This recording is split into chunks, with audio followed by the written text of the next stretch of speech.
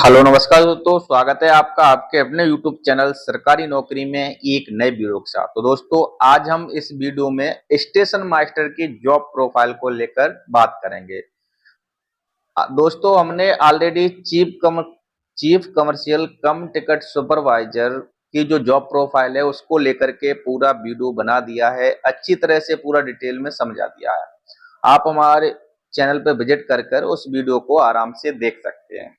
तो चलिए दोस्तों वीडियो को स्टार्ट करते हैं। वीडियो से स्टार्ट करने से पहले दोस्तों यदि आप हमारे YouTube चैनल पर नए हैं तो चैनल को सब्सक्राइब कर बेल आइकन का बटन प्रेस जरूर करें और दोस्तों हमारे टेलीग्राम चैनल पर भी जुड़ जाएं, जहां से आप हर सरकारी नौकरी से जुड़ी जानकारी को प्राप्त कर सकते हैं, जिसकी लिंक मैं डिस्क्रिप्शन बॉक्स में दे दूंगा। तो चलिए दोस्तों वीडियो को करते हैं स्टार्ट।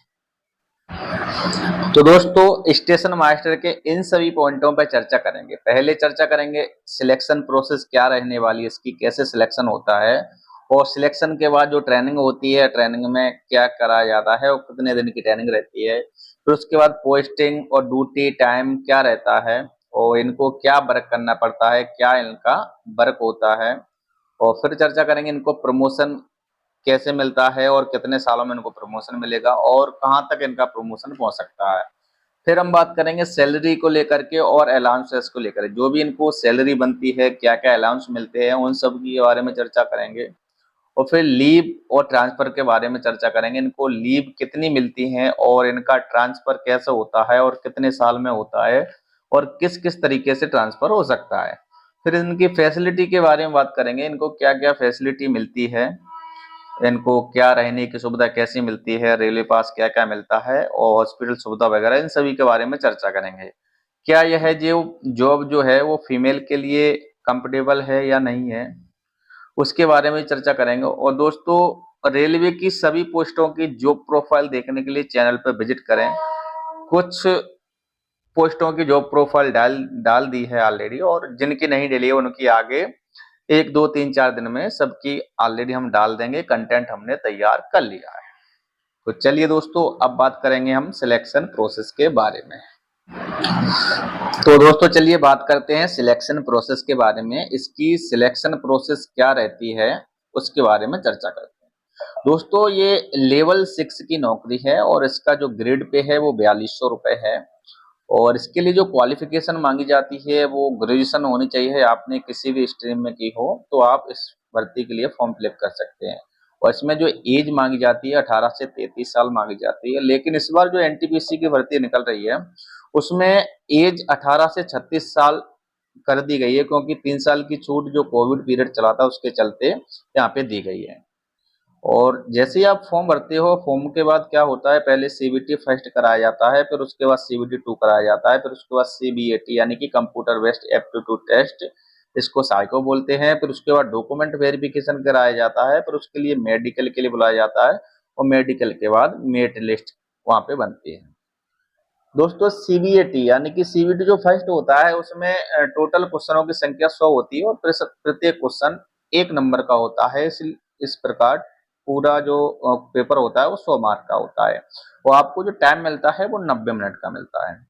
सीबीटी 2 के लिए आपको 90 मिनट का टाइम दिया जाएगा, लेकिन क्वेश्चनों की संख्या यहाँ पे बढ़ा देते हैं, 120 क्वेश्चन कर देते हैं। प्रत्येक क्वेश्चन 1 मार्क का होता है, टोटल मार्क 120 होते हैं सीबीटी 2 में।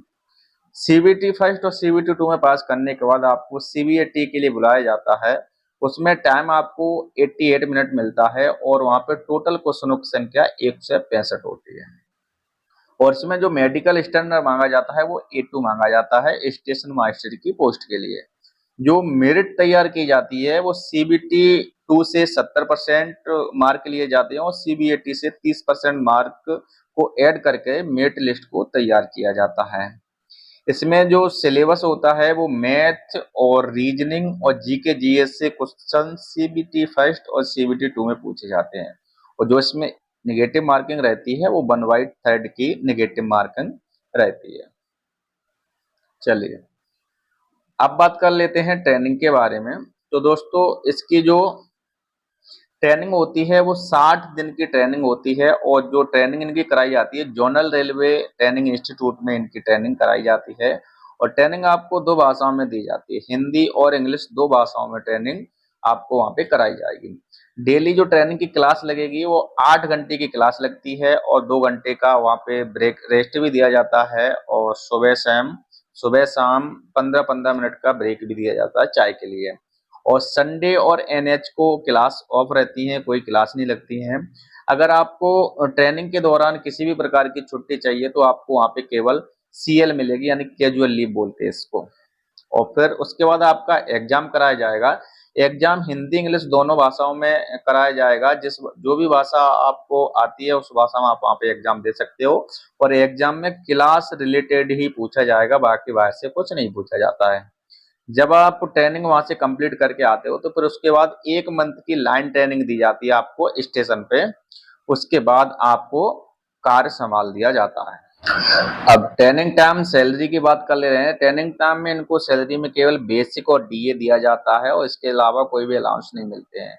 तो इनका जो बेसिक है 35,400 रुपए है और अभी जो डीए 1/1/2024 के अनुसार 50% चल रहा है तो उस हिसाब से इनका डीए बन जाएगा 17,700 रुपए।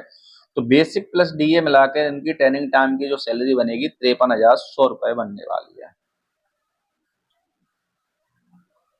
चलिए अब बात कर लेते हैं पोस्टिंग और ड्यूटी टाइम की। तो इनकी जो पोस्टिंग रहती है वो XYZ तीनों सिटी में कहीं भी हो सकती है पोस्टिंग इनकी। X सिटी भी मिल सकती है, Y सिटी भी मिल सकती है और Z सिटी भी मिल सकती है। और स्टेशन पे जिनकी ड्यूटी जो रहती है सबसे फर्स्ट इनको एएसएम रूप में इनको वहाँ पे कार्य संभाला जाता है, यानी कि असिस्टेंट स्टेशन मास्टर के रूप में। ये भी दोस्तों लेवल 6 की ही नौकरी है और फिर उनको 2-3 साल बाद एसएम बना दिया जाता है, वो भी लेवल 6 की ही नौकरी है। इनको किसी भी प्रकार के स्टेशन मिल सकते हैं, छोटा भी मिल सकता है, बड़ा भी मिल सकता है और जंक्शन भी मिल सकते हैं। इनका जो ड्यूटी रहने वाली है, अगर कोई बड़ा स्टेशन है जहाँ पे ट्रैफिक ज्यादा है तो वहाँ पे 8 आवर्स की रहती है। अगर कोई छोटा स्टेशन है जहाँ पे 2, 4, 6, 10 गाड़ी निकलती हैं 12 घंटे में तो वहाँ पे उनकी 12 घंटे की ड्यूटी रहती है। इनको संडे और एनएच को ऑफ रहता है इनका। इनकी नाइट शिफ्ट भी लगती है और इनकी डे शिफ्ट भी लगती है। इमरजेंसी में इनकी संडे को भी बुला लिया जाता है, फिर उसका बाद में इनको सीआर दे दिया जाता है। ये अपनी रेस्ट को कभी भी फिर यूज कर सकते हैं। अब बात कर लेते हैं इनके वर्क की। जो इनका काम रहता है दोस्तों, इनका काम रहता है रेलवे का संचालन करना, स्टेशन को संभालना, स्टेशन स्टाफ की ड्यूटी फिक्स करना, जैसे पॉइंटमैन वगैरह रहते हैं स्टेशन में उनकी ड्यूटी यही फिक्स करते हैं।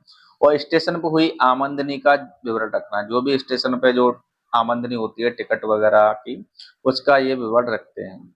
आमदनी के विवरण को डिवीजन तक भेजना इनका काम रहता है। और ये एक सुपरवाइजर की पोस्ट है, यानी कि तुम्हारे नीचे पॉइंटमैन वगैरह काम करते हैं तो आप एक सुपरवाइजर लेवल के रहते हैं। और यात्रियों को किसी प्रकार की समस्या आती है ट्रेन में, कब आ रही है कब जा रही है, तो उसका भी ये समस्याओं का समाधान करते हैं। चलिए अब बात कर ले रहे हैं प्रमोशन की। दोस्तों पहले आप जब पोस्टिंग होती है तो आपकी एएसएम के रूम में होती है, यानी कि असिस्टेंट स्टेशन मास्टर के रूम में। उसके बाद आपको 2 या 3 साल बाद आपको एसएम बना दिया जाएगा।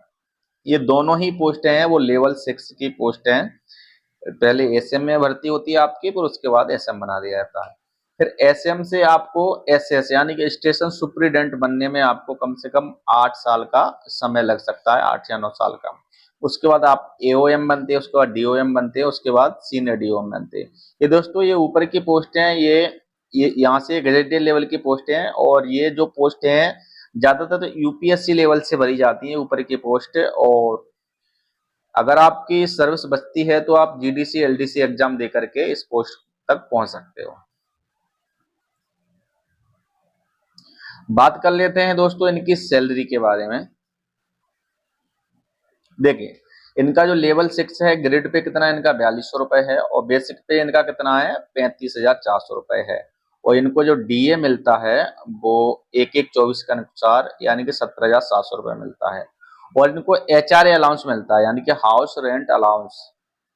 तो एक सिटी में यदि आप रहते हो तो 10,260 रुपए मिलता है और 22 सिटी में हो तो आपको 7,080 रुपए मिलता है और जेड सिटी में हो तो आपको 3,540 रुपए एचआरए मिलता है। और जो ट्रांसपोर्ट अलाउंस होता है जो आपको ड्यूटी आने जाने के लिए दिया जाता है, एक्स सिटी में 5400 रुपये मिलता है और वाई और जेड सिटी में 2700 रुपये दिया जाता है।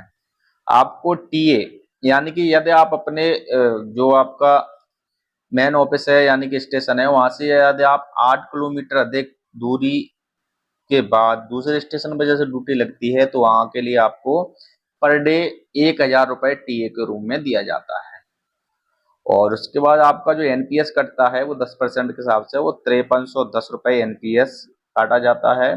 इस प्रकार आपकी जो इन हैंड सैलरी बनती है, मिनिमम जो सैलरी बनती है एक सिटी में आपकी मिनिमम जो सैलरी बनती है 69,120 रुपये बनती है। उसके बाद एनपीएस कटने के बाद आपको 63,810 रुपये सैलरी मिल जाएगी। ये मिनिमम सैलरी दोस्तों, इसमें ना तो नाइट अलाउंस जुड़ा है ना ही टीए यानी ट्रेवलिंग अलाउंस जुड़ा है।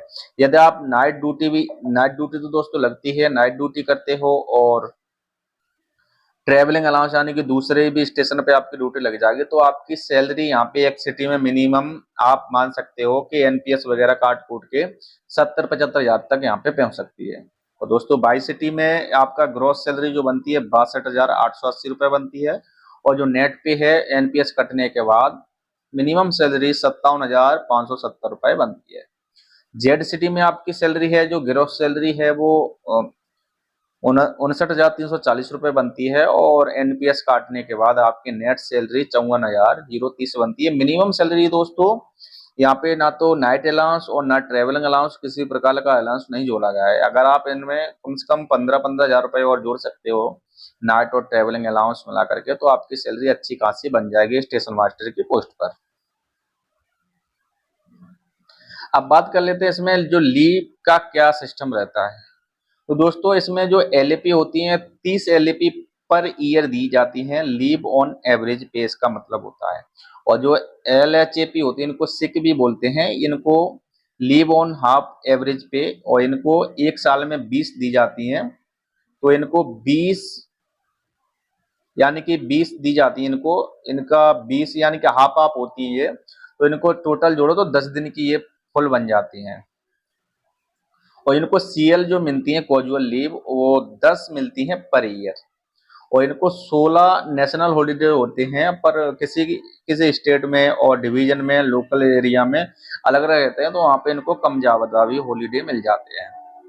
अब इनका ट्रांसफर कैसा होता है, या तो इनका जो ऑन रिक्वेस्ट ट्रांसफर होता है तो ऑन रिक्वेस्ट ट्रांसफर कब होता है, अगर आप 5 साल सर्विस पूरी कर देते हो रेलवे में तो उसके बाद आप ऑन रिक्वेस्ट ट्रांसफर के लिए एलिजिबल हो जाते हो। और जो दूसरा होता है इसको म्यूचुअल ट्रांसफर कहते हैं। तो म्यूचुअल ट्रांसफर तो दोस्तों या आप कभी भी कर सकते हो, ज्वाइनिंग के 10 दिन बाद भी कर सकते हो। जब आपको म्यूचुअल मिल जाएगा, दूसरा कैंडिडेट मिल जाएगा म्यूचुअल करने के लिए तो आप इसको कभी भी कर सकते हो। एक होता है स्पाउस ग्रांट से ट्रांसफर होता है, ये यदि आपकी वाइफ या हस्बैंड किसी दूसरे स्टेट में यानी कि आपके घर के पास किसी गवर्नमेंट जॉब में कार्यरत हैं तो आप स्पाउस ग्रांट से ट्रांसफर लेके उनके पास जा सकते हो। ये भी ट्रांसफर लगभग 1 साल में हो जाता है। अगर आपके सीनियर प्रोसेस को आगे बढ़ाते हैं तो 1 साल के अंदर हो जाएगा। अगर प्रोसेस को वो लोग आगे नहीं बढ़ाते हो तो आपका 5-6 साल वो कभी तब भी अटका सकते हैं। चलो इनकी जो फैसिलिटी है तो फैसिलिटी के लिए दोस्तों बात कर ले रहे हैं। देखो पहली बात तो इनको जो रेलवे क्वार्टर मिलता है वो टाइप 3 रेलवे क्वार्टर मिलता है। टाइप 3 में 3 बेडरूम होते हैं, हॉल होता है, किचन होता है, ग्राउंड वगैरह, इनकी पार्किंग छोटी मोटी रहती है। और इनको जो रेलवे हॉस्पिटल की सुविधा मिलती है, जितने भी फैमिली मेंबर डिपेंडेंट हैं इनके ऊपर उन सभी को रेलवे हॉस्पिटल सुविधा दी जाएगी। और रेलवे इनकी पोस्टिंग अगर एक्स वाई सिटी में रहती है तो रेलवे ग्राउंड भी इनको मिल जाएगा। जो चाइल्ड एजुकेशन है वो 33,750 रुपये मिलता है पर चाइल्ड, 2 चाइल्ड तक दिया जाता है। अब इनको पास फर्स्ट क्लास का मिलता है दोस्तों, 5 साल तक एक सेट मिलता है प्रत्येक ईयर। आपकी 5 साल सर्विस कंप्लीट हो जाती है तो उसके बाद फर्स्ट क्लास का प्रत्येक ईयर 3 सेट मिलेंगे फर्स्ट क्लास के 5 साल सर्विस पूरी करने के बाद। और जो पीटीओ होता है इनको सेकंड एसी का मिलता है, 4 सेट पर ईयर इसके भी मिलते हैं। इसमें 1/3 किराया लगता है। जो स्कूल कह लो, स्कूल और कॉलेज पास फॉर चाइल्ड के लिए आपके बच्चों के लिए मिलता है। और दीपावली जो बोनस होता है वो 17,951 रुपये सभी रेलवे एम्प्लॉय को दिया जाता है। अब है 4 फीमेल के लिए। तो दोस्तों वैसे ये रेस्पेक्टफुली जॉब है, कोई दिक्कत नहीं है, और 5 साल सर्विस करने के बाद आप अपने होम के पास भी जा सकते हो। यदि आपका होम उसी डिवीजन में है, उसी जोन में है जहाँ पे आपकी पोस्टिंग है, तो वहां से आप इंटर डिवीजन ट्रांसफर करा के आप अपने नियरेस्ट होम जा सकते हो। और रेपुटेशनल जॉब है, कोई दिक्कत नहीं। लेकिन दोस्तों एक्स वाई सिटी में रहेगी तो फीमेल के लिए कोई प्रॉब्लम नहीं है, लेकिन जो जेड सिटी होती है वहाँ पे छोटे छोटे स्टेशन होते हैं, जंगलों में पड़ जाते हैं, तो वहाँ पे फीमेल के लिए थोड़ा कठिन रहता है, क्योंकि वहाँ पे आने जाने का साधन नहीं रहता है। स्टेशन, क्योंकि स्टेशन जो बनाए जाते हैं हर 10 या 12 किलोमीटर पे स्टेशन बनाए जाते हैं, तो वो स्टेशन कोई जंगल में भी पड़ जाता है, कोई सिटी में भी पड़ जाता है, कोई छोटे मोटे गांव में भी पड़ जाता है। तो वहाँ पे अगर जंगल में कोई स्टेशन पड़ रहा है तो महिलाओं के लिए परेशानी होती है। और इनका प्रमोशन तो मैंने बता दिया है, प्रमोशन भी है इस पोस्ट में, ऐसी कोई दिक्कत नहीं है, थोड़ा स्लो है पर प्रमोशन इस पोस्ट में है। तो दोस्तों ये थी पूरी स्टेशन मास्टर की जॉब प्रोफाइल। आशा करते हैं आपको अच्छी तरह से समझ में आई होगी। और दोस्तों आगे भी और भी जितने भी रेलवे की पोस्ट हैं एनटीपीसी द्वारा निकलती हैं और भी निकलती हैं, तो उनके जॉब प्रोफाइल को लेकर के मैं वीडियो बना रहा हूँ, और कुछ वीडियो मैंने डाल भी दिए हैं, तो आप हमारे यूट्यूब चैनल पर विजिट कर उन वीडियो को देख सकते हैं। दोस्तों जानकारी अच्छी लगी हो तो चैनल को लाइक शेयर करें, चैनल को सब्सक्राइब कर बेल आइकन का बटन प्रेस जरूर करें, और दोस्तों वीडियो को लाइक शेयर करें। और दोस्तों हमारे टेलीग्राम चैनल पर भी जुड़ जाएं, जिसकी लिंक मैं डिस्क्रिप्शन बॉक्स में दे दूंगा, जहां से आप हर सरकारी नौकरी से जुड़ी जानकारी प्राप्त कर सकते हैं। धन्यवाद दोस्तों।